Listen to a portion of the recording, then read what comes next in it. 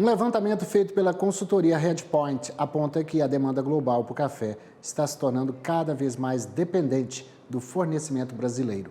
O crescimento da participação brasileira no mercado global de café é explicado pela redução de exportações do Vietnã, Colômbia e países centro-americanos como o México. Como que o Brasil pode tirar proveito disso? Para falar sobre o mercado do café, nós vamos ouvir agora o Natália Gandolfi, analista de café da Redpoint Global Markets. Muito boa tarde, Natália, muito bem-vinda ao AgroTarde. Então, por que está caindo a produção de café nesses países que eu citei, que são tradicionais produtores, como a Colômbia? Boa tarde, Valteno. Obrigado por me receber aqui. Primeiro, a gente precisa destacar o ponto da produção desses países em relação ao total global, né? Então, esses países, eles estão encontrando uma barreira no desinvestimento, né, em altos custos. São países que têm uma colheita, um trato muito dependente de mão de obra, mais do que o Brasil aqui, que já tem uma boa parte da colheita, principalmente quando a gente fala do arábica mecanizada. Então, são países que encontram na barreira do desinvestimento uma dificuldade em ampliar a produção. Então, mesmo que olhando no volume total de produção, a gente veja que eles estão nos mesmos níveis em 2, 3, 4, 5 anos, dependendo do país. Quando a gente pega, por exemplo, Colômbia, já produzindo o mesmo nível nos últimos 3 anos. Quando a gente pega Honduras, produzindo o mesmo nível nos últimos 4 anos. Em relação à produção global, esses países têm perdido muito espaço.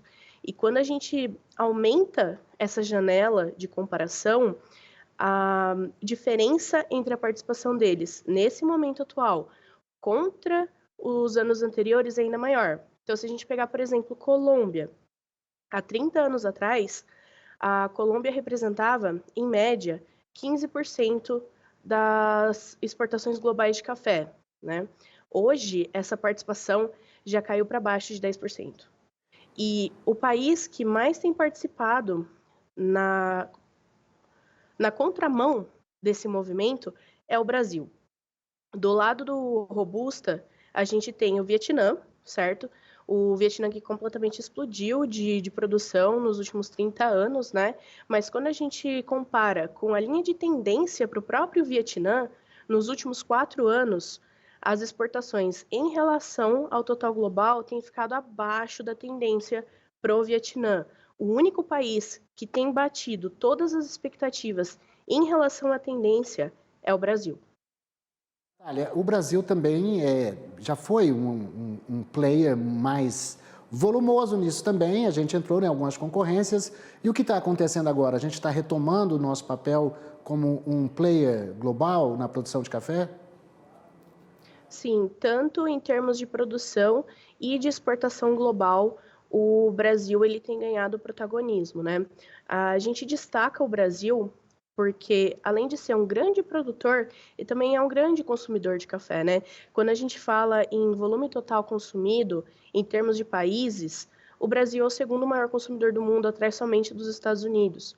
Então, quando a gente destaca a questão do protagonismo brasileiro, ele é importante tanto do lado da produção quanto do lado do consumo. E quando a gente compara, principalmente na questão de preços, é importante a gente olhar a questão de exportação mais do que a questão de produção por conta da participação do Brasil como grande consumidor também, né? Então, quando a gente pega na questão de preços, por exemplo, comparando algo que é muito importante para o cafeicultor, que é a questão do diferencial, e a gente pega o diferencial dessas origens de arábica lavado, Peru, Colômbia, América Central, e a gente compara com a exportação contra o total produzido internacionalmente, a gente vê que existe uma tendência de correlação entre essa exportação versus produção global e o diferencial que esses cafés de arábica lavado recebem nas origens. E é importante a gente manter essa análise dos diferenciais nas origens no radar, primeiro, porque os diferenciais, eles ditam quanto esses países vão certificar café na bolsa, e a gente está em um momento em que, com a queda desses diferenciais FOB, pode ficar interessante para esses países passarem a certificar café na bolsa. E isso pode criar algum tipo de pressão, principalmente em Nova York. E segundo ponto, que quando a gente vê os diferenciais FOB segurando nesses países, então ainda em níveis altos, ainda que Nova York responda de forma positiva, a gente vê a opção brasileira entrando no jogo, né? A gente vê o café semi-lavado brasileiro, ou o café de bebida fina, o café de peneira alta brasileiro competindo com esses cafés. Pergunto para você, como manter, então, o que você diria para quem está nos assistindo, que é produtor de café, o que está interessado nesse tipo de negócio, o Brasil, o que precisa fazer para a gente aproveitar essas janelas que são oferecidas do ponto de vista, como você explicou muito bem, de uma falta de tecnificação ou enfim, de investir mais. Aqui o Brasil tem mais tecnologia, deve estar utilizando mais recursos, tem uma pesquisa científica voltada, certamente melhorando cada vez mais os nossos grãos, para que o Brasil continue aumentando a sua participação no mercado global. O que é necessário continuar fazendo? Certo. Eu vejo dois lados muito importantes para essa questão.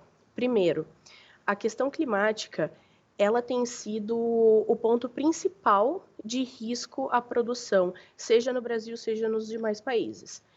A gente viu aqui no Brasil a colheita, principalmente de arábica, sofrendo muito com a seca e com a geada nos ciclos anteriores.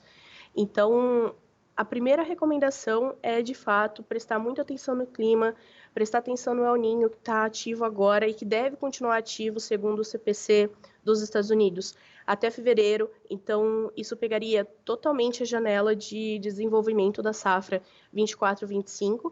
Esse é o primeiro ponto de atenção.